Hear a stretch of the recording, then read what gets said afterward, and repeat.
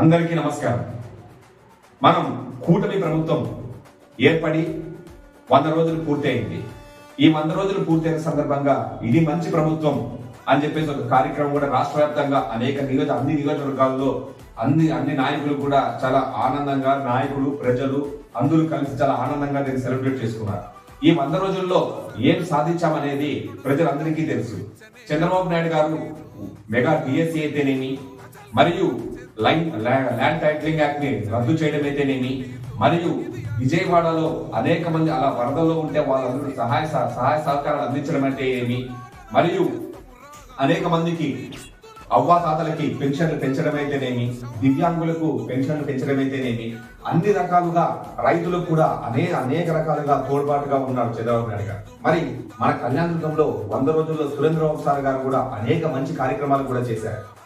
ఉచిత mega DSC విడుదలగానే అందరూ కూడా నిరుద్యోగులు సన్నద్ధమవడంలో బిజీ అయిపోయారు. కానీ మన సురేంద్రబాబు సార్ గారు అత్యధిక మంది డిఎస్సి అభ్యర్థులు మన కళ్యాణదుర్గంలో ఉన్నారని గ్రహించి వారికి ఎక్కడో వాళ్ళు నోటిఫికేషన్ పడితే వాళ్ళ ప్రిపరేషన్ కొనసాగించడానికి విజయనగరమో లేకపోతే అవనిగడ్డో, వైజాగో, హైదరాబాదో ఇలా వెళ్లాల్సి వస్తుంది. అలా వెళ్ళినప్పుడు వాళ్ళకి చాలా డబ్బు ఖర్చు అవుతుంది.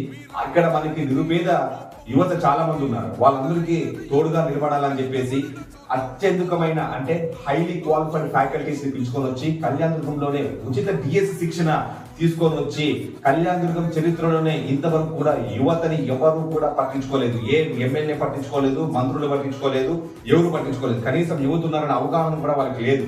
ఇలాంటి ఉద్యోగాలు పడుతున్నాయని కూడా పడినప్పటికీ కూడా వాళ్ళకి కనీసం యువత ఏ విధంగా ప్రిపేర్ అవుతున్నారు, ఎక్కడ ప్రిపేర్ అవుతున్నారని కూడా గతంలో ఉన్న పాలకులు ఏ రోజు కూడా ఒక్క పూసంత కూడా ఆలోచించిన పరిస్థితి లేదు. కానీ మన సురేంద్రబాబు సార్ గారు ఉచితంగా కోచింగ్ ఇప్పించి వాళ్ళకి ఉచితంగా అక్కడే కోచింగ్ లోనే భోజన సదుపాయం కూడా ఏర్పాటు చేసి కడుపు నిండా భోజనం మరియు మంచి కోచింగ్ ఇప్పించి నిరుద్యోగులకి అండగా నిలబడ్డారు. అలాగే కేపీఎల్ మనకు క్రీడలో కూడా యువతను ఎంకరేజ్మెంట్ చేయాలని చెప్పేసి కేపీఎల్ ఐపీఎల్ తరహా రేంజ్ లో ఐపీఎల్ ఏ విధంగా ఉంటుందో flood light match, day and night match, ఇలాంటి మ్యాచ్లను తీసుకొని వచ్చి కళ్యాణదుర్గంలో ఒక 4 రోజులు పండగ వాతావరణం అంటే ఆయన సృష్టించారు మన సురేంద్రబాబు సార్ గారు.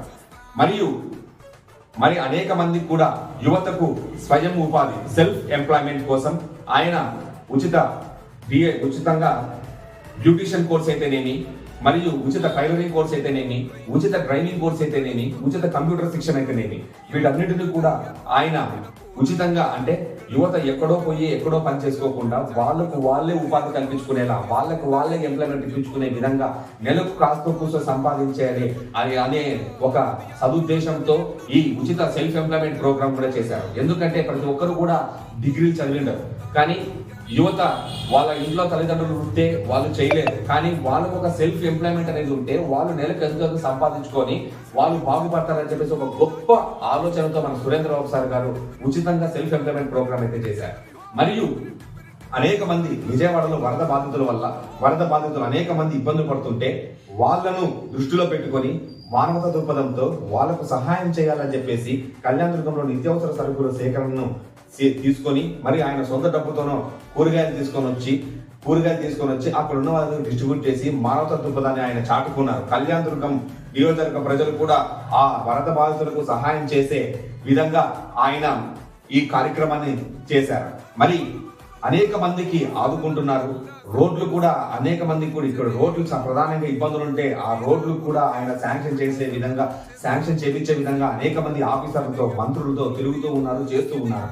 బీటీపీ కెనాల్ కోసం కూడా అనుక్షణం విజయవాడకు, ఢిల్లీకి, మంత్రుల దగ్గరికి అనేక మందికి వెళ్తూ ఆయన దాన్ని సానుకూలంగా మార్చుకుంటూ త్వరలో బీటీపీ కెనాల్ ని కూడా పూర్తి చేసే దిశగా అన్ని అడుగులు వేస్తున్నారు. ఇవన్నీ కూడా కళ్యాణదుర్గంలో కేవలం 100 రోజులు జరిగిన కార్యక్రమాలు మాత్రమే. గతంలో ఉన్న పాలికలు 10 సంవత్సరాలైనప్పుడు కూడా మా సురేంద్రబాబు సార్ గారు 100 రోజులు పరిపాలన చేసినది మీరు 10 సంవత్సరాలైనప్పుడు కూడా ఏ నాయకుడు చెయ్యలేడు, చెయ్యరు కూడా. ఈయనేమో నిజంగా సురేంద్రబాబు సార్ గారు మా కళ్యాణదుర్గంకి వచ్చినందుకు మా యువతకు, ప్రతి ఒక్క నియోజకవర్గ ప్రజలకు కూడా అందరికీ సంతోషంగా ఉంది. ఇది నిజంగా మంచి ప్రభుత్వం. ఇది చాలాదా మా సురేంద్రబాబు సార్ గారు గొప్ప నాయకుడు అని చెప్పడానికి, ఇది చాలాదా మా సురేంద్రబాబు సార్ గారు నియోజకవర్గాన్ని అభివృద్ధి చేయడానికి వచ్చాడని చెప్పడానికి, ఇది చాలాదా మా సురేంద్రబాబు సార్ గారు నిజంగా మనసున్న మహారాజు అని చెప్పడానికి. Thank you.